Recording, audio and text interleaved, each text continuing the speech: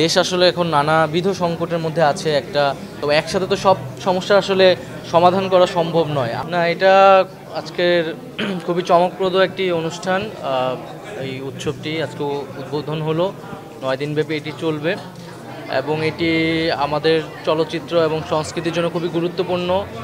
কারণ এখন যে গ্লোবালাইজেশনের যুগ, সব কিছুই আদান প্রদান হচ্ছে, একইভাবে সংস্কৃতিরও কিন্তু একটা আদান প্রদান চলছে বিভিন্ন জায়গায়। তো আমাদের যে কালচারাল এক্সচেঞ্জের জন্য আন্তর্জাতিক অঙ্গনে কী ধরনের ছবি হচ্ছে, সিনেমা হচ্ছে, সেটির সাথে যেরকম আমরা পরিচিত হতে পারছি, আবার একই সাথে আমাদের দেশের ছবিগুলো কিন্তু 44টির মতো ছবি কিন্তু প্রদর্শনী হবে। ফলে এটি আমাদের জন্য একটি গৌরবেরও। আমরা তো সেই জায়গা থেকে এই ঢাকা আন্তর্জাতিক চলচ্চিত্র উৎসবটি একটি বিশেষ গুরুত্ব বহন করে। তো এই উৎসবের প্রতি আমার শুভকামনা থাকবে এবং তারা কিছু গুরুত্বপূর্ণ বিষয় বলে